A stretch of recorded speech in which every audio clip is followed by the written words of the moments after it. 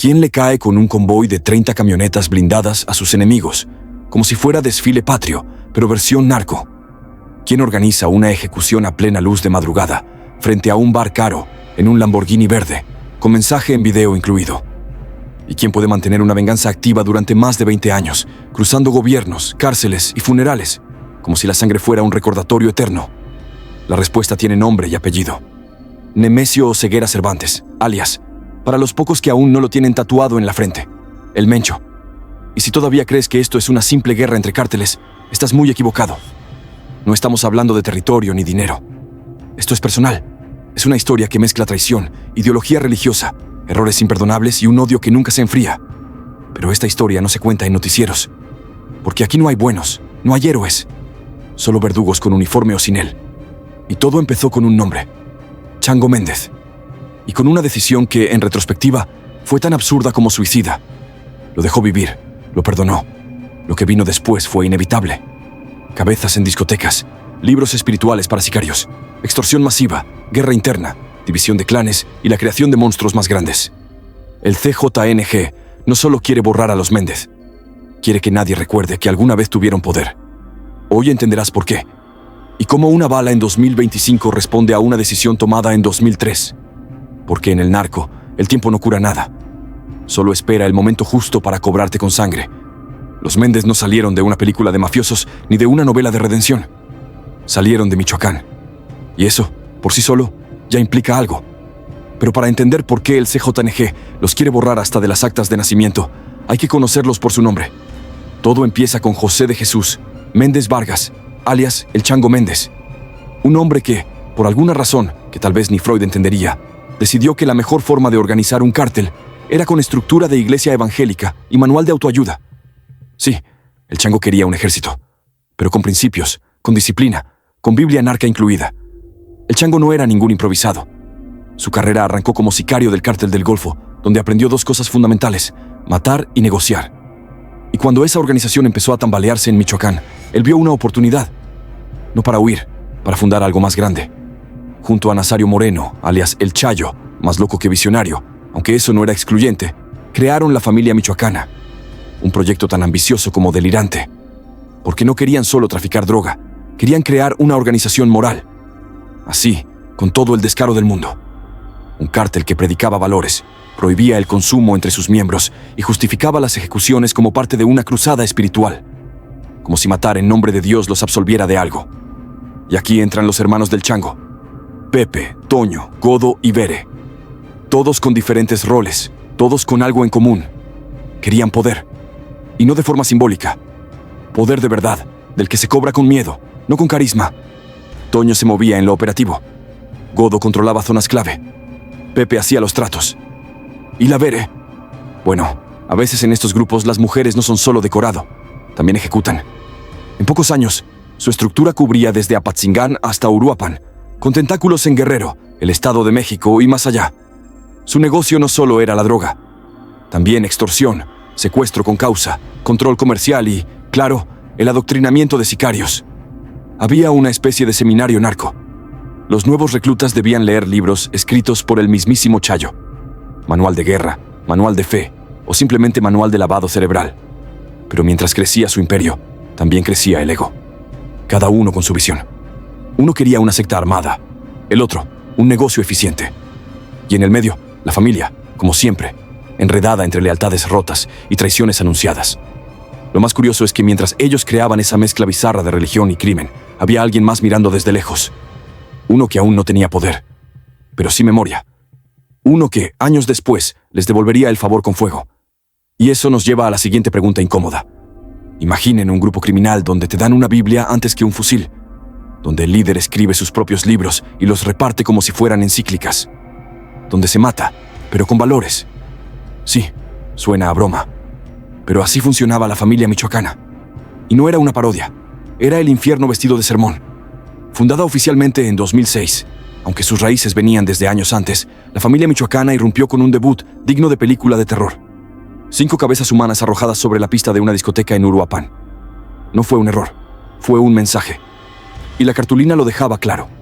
La familia no mata por dinero, mata por valores. Una bienvenida cálida y llena de principios. Ese acto fue más que violencia.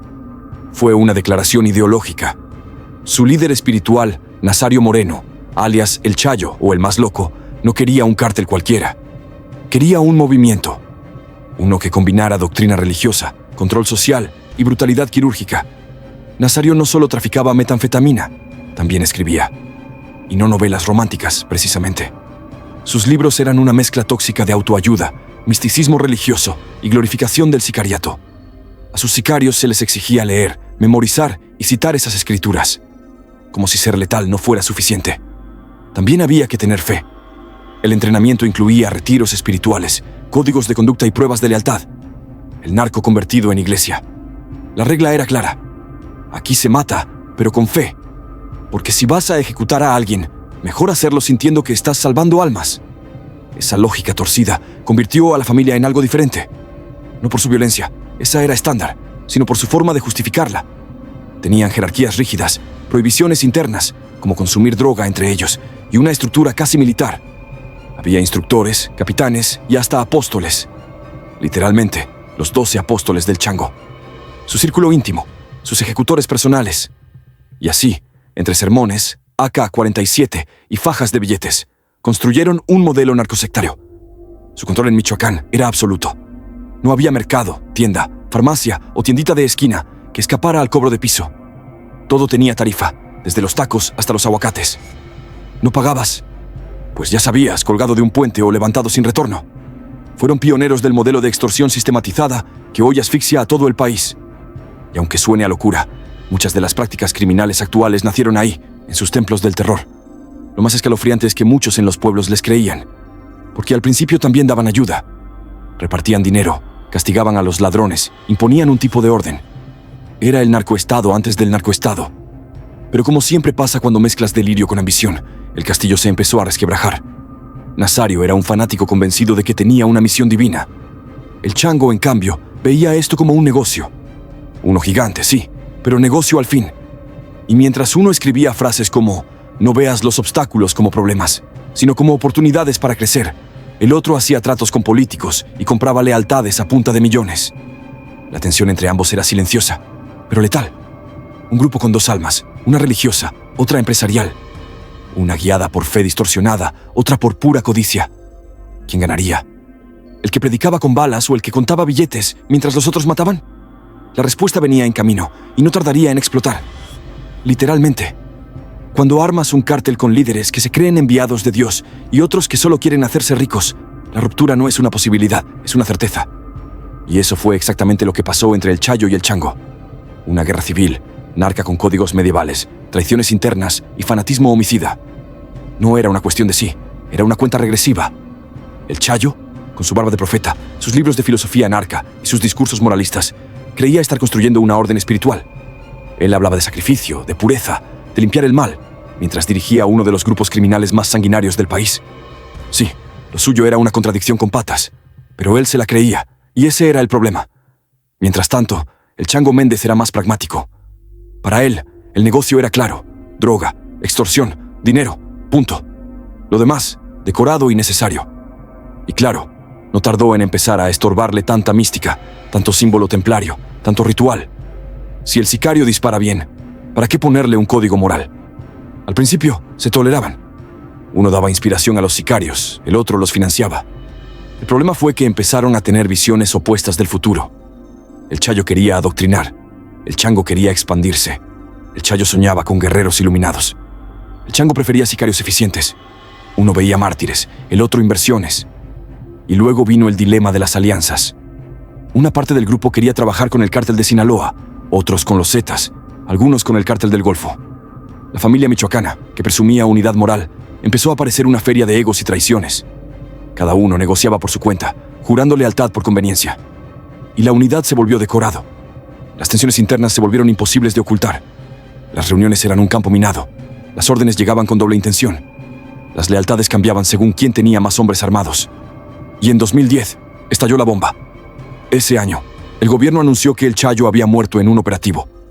Todos celebraron. Hasta publicaron esquelas y lo lloraron como si fuera el Mesías.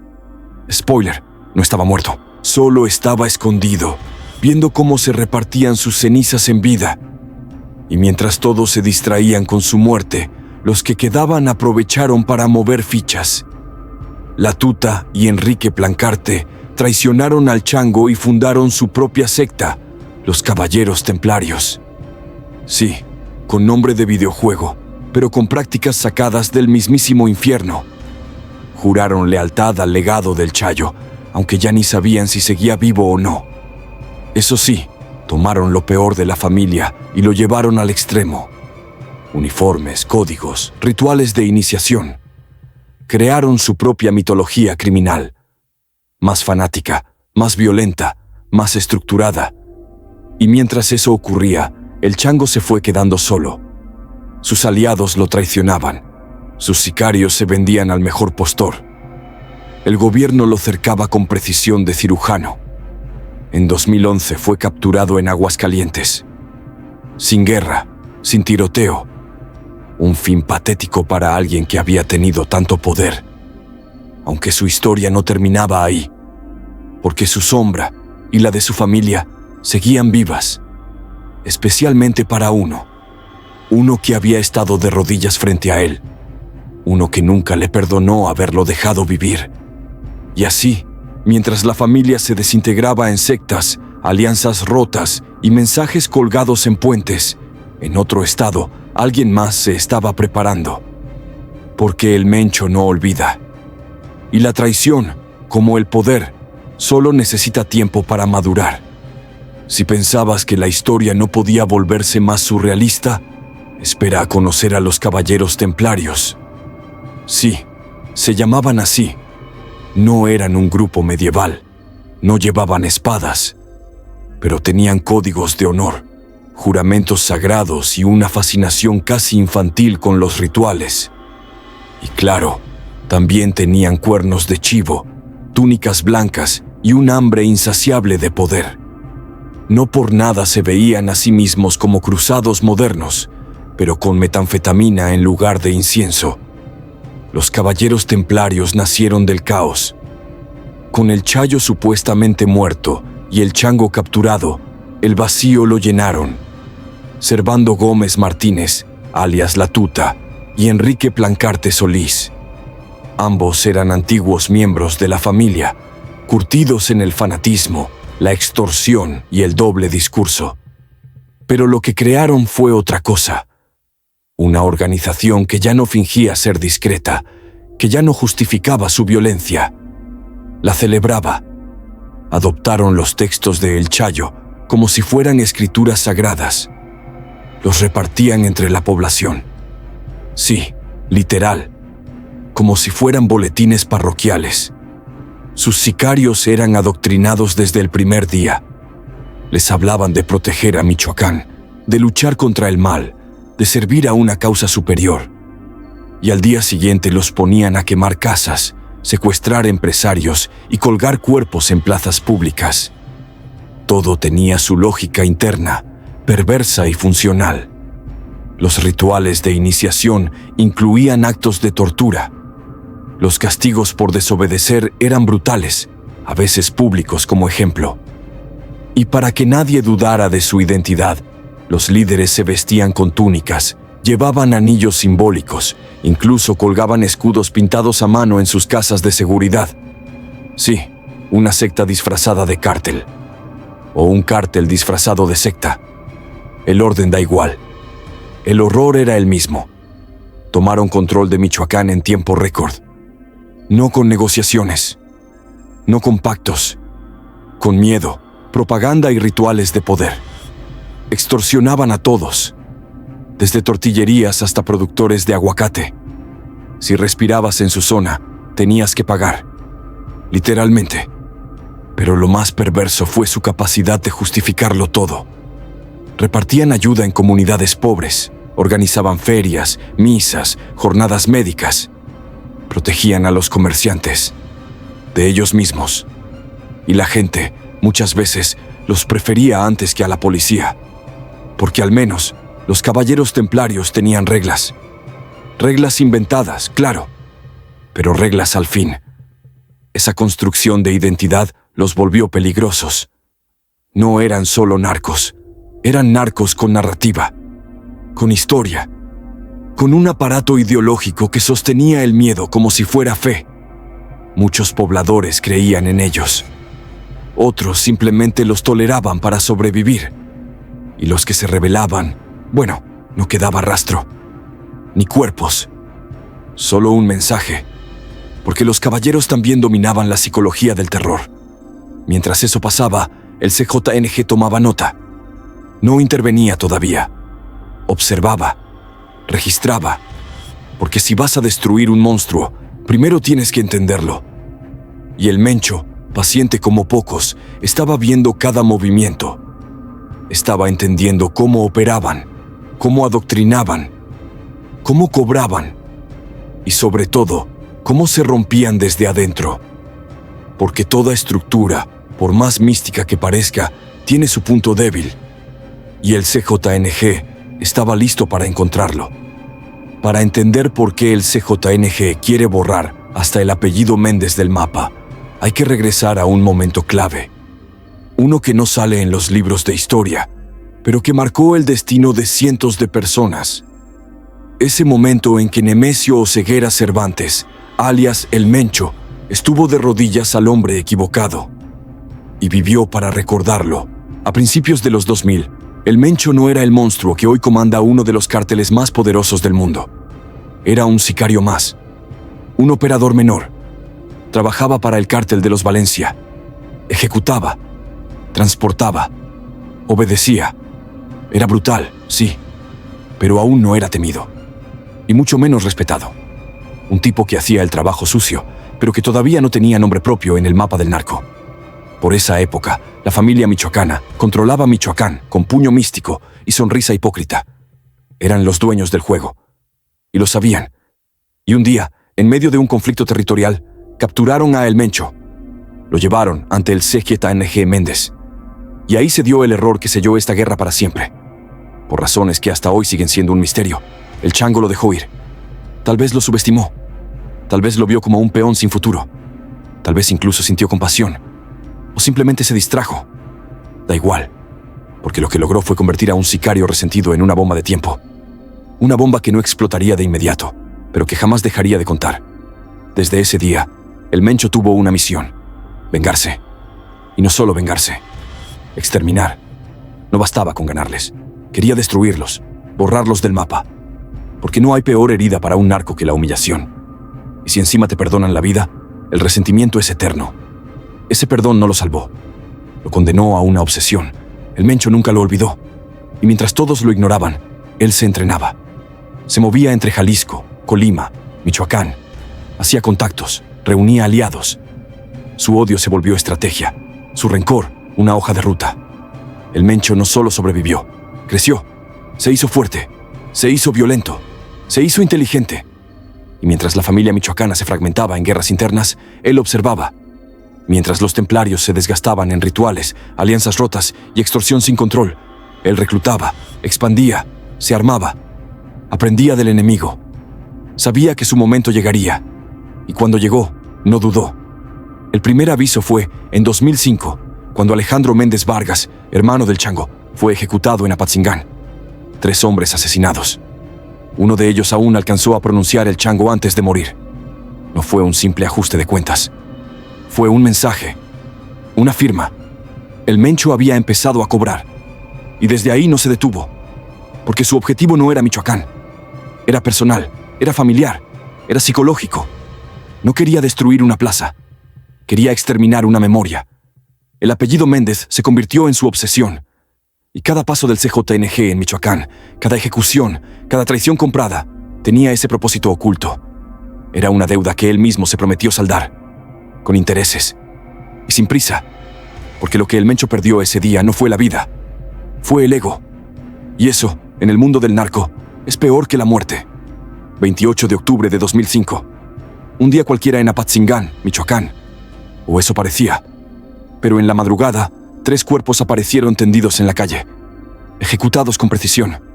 Uno de ellos era Alejandro Méndez Vargas, hermano menor del Chango. ¿Casualidad? Imposible. ¿Un crimen pasional disfrazado? Menos. ¿Un simple ajuste de cuentas? Ni de cerca. Esto fue algo más. Un mensaje. frío, quirúrgico, milimétrico. Y lo más perturbador, nadie lo notó como tal, al menos no en ese momento. Alejandro no era la figura pública de su familia. No grababa videos, no lideraba convoyes ni daba órdenes por radio desde la sierra. Pero era clave. Controlaba rutas, manejaba personal. Era la mano que movía engranajes sin hacer ruido. Y, precisamente por eso, fue el blanco perfecto. Según reportes de la época, los sicarios usaron rifles AK-47. Los 3 ejecutados cayeron sin haber tenido oportunidad de defenderse. No hubo persecución, ni balacera. Solo ejecución, rápida, limpia, casi quirúrgica. Un estilo que años después se volvería marca registrada del CKDNG. Cuando los rescatistas llegaron, Alejandro seguía con vida. Grave, pero consciente. Alcanzó a murmurar una palabra, un nombre: Chango. Y entonces se apagó. Ese detalle por sí solo convirtió la ejecución en una advertencia. No fue un asesinato más, fue una firma. Y lo más retorcido es que nadie en ese momento lo interpretó así. Ni el gobierno, ni los analistas, ni el mismo Chango. Estaban todos demasiado ocupados con la guerra interna que ya se cocinaba dentro de la familia michoacana. Pero el Mencho sí lo sabía. Porque para él, ese disparo no era el cierre de un capítulo. Era la apertura de un expediente. El asesinato de Alejandro no solo fue el primer golpe. Fue la prueba de que el Mencho estaba listo para iniciar su cruzada. Y lo hizo sin gritar, sin grabar un video, sin levantar sospechas. Así empieza una venganza bien pensada. No con ruido, con silencio. Y esa fue apenas la primera marca en una lista que iría creciendo con los años. Mientras los templarios seguían repartiéndose el poder como si fuera pan bendito, en Jalisco ya se movía otra cosa, más silenciosa, más peligrosa y con mucho mejor puntería. El Cártel Jalisco. Nueva Generación no nació de la nada. Fue la evolución de un grupo que entendió rápido que los gritos no hacen imperios. Los silencios sí. Y su líder, el Mencho, entendió algo que sus enemigos nunca aceptaron. Los cárteles no se conquistan desde afuera, se pudren desde adentro. Mientras los caballeros templarios organizaban ferias, misas comunitarias, desfiles con cruces rojas y repartían manuales de ética criminal, el CJNG hacía algo mucho más efectivo. Se infiltraba. Entraban sin avisar, compraban comandantes, corrompían intermediarios, leían el mapa del narco como si fuera un plano de debilidades. Todo comenzaba igual. Una oferta. Pásate con nosotros y vives. Quédate con ellos y terminas en una bolsa. Nada muy elaborado, pero imposible de ignorar. Y funcionó. En cuestión de meses, el CJNG empezó a tomar plazas sin necesidad de disparar una bala. La guerra era psicológica. Los templarios empezaron a sospechar de todo. ¿Mi escolta me protege o ya se vendió? Mi compadre de confianza ya le juró lealtad al Mencho. Paranoia, desgaste, autodestrucción. El CJNG no necesitaba invadir con convoyes. Solo tenía que esperar a que los templarios se volvieran contra ellos mismos. Pero también había otra cara de la moneda, la jugada con el gobierno. El Mencho entendió que para destruir un monstruo podías pedir ayuda al cazador. Y empezó a filtrar ubicaciones. Entregó jefes medios. Ofreció información a los altos mandos. Mientras todos pensaban que el CJNG era el nuevo enemigo, en realidad se disfrazaban de aliados. Una jugada doble, silenciosa, eficiente. Y cuando la infiltración ya no daba más, llegaba la etapa 2. Limpieza. El CJNG empezó a ejecutar, uno a uno.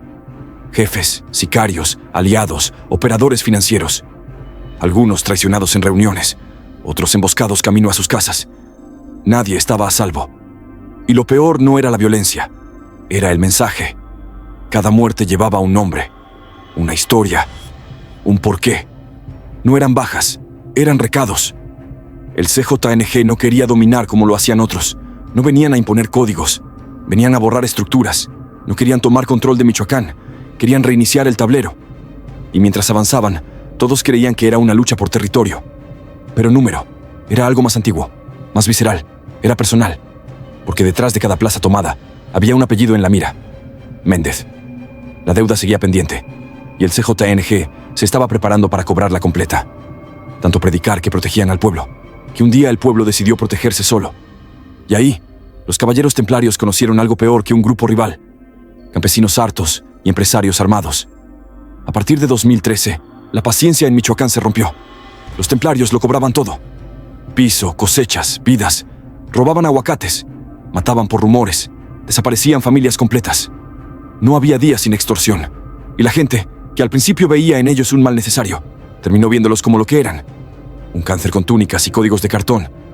Así surgieron los grupos de autodefensa, campesinos con rifles viejos, comerciantes que vendieron su patrimonio para comprar armas, exmilitares que decidieron que ya era suficiente, ya no confiaban en el gobierno, y mucho menos en promesas narcorreligiosas. La idea era simple: defenderse. El resultado fue explosivo. Tomaron pueblos, bloquearon caminos, quemaron casas de sicarios. En algunos casos, los propios jefes municipales fueron expulsados por traidores, y durante un rato parecían invencibles. Un ejército civil que no pedía permiso, que actuaba donde el Estado fallaba. El gobierno desconcertado tardó en reaccionar. Unos los aplaudían, otros los denunciaban, pero alguien que no perdió el tiempo fue el Mencho. Porque mientras los templarios se peleaban con civiles y el gobierno no sabía de qué lado ponerse, el CGING ya estaba colaborando desde las sombras. Sí, muchas autodefensas fueron infiltradas. Otras incluso fueron creadas directamente con dinero del CGING. Les daban armas, vehículos, seguridad. Todo bajo la bandera de la libertad. La jugada era maestra: destruir a tu enemigo usando al pueblo como ariete. Que la limpieza la hicieran otros, y tú solo llegaras a barrer lo que quedó. Y funcionó. Entre autodefensas reales, infiltrados del narco y operativos federales, los templarios comenzaron a caer como fichas de dominó. Nazario Moreno, oficialmente muerto, ahora sí, en 2014. Enrique Plancarte, abatido poco después. Y en 2015 cayó la tuta, el último gran rostro. Sin líderes, sin estructura, sin credibilidad, los caballeros templarios dejaron de ser amenaza. Pero Michoacán no respiró tranquilo, porque el vacío de poder no dura mucho. Y el CGING ya estaba esperando con las manos abiertas. Nazario Moreno estaba muerto hasta que dejó de estarlo. Y luego sí, lo mataron de nuevo. Esta vez, de verdad.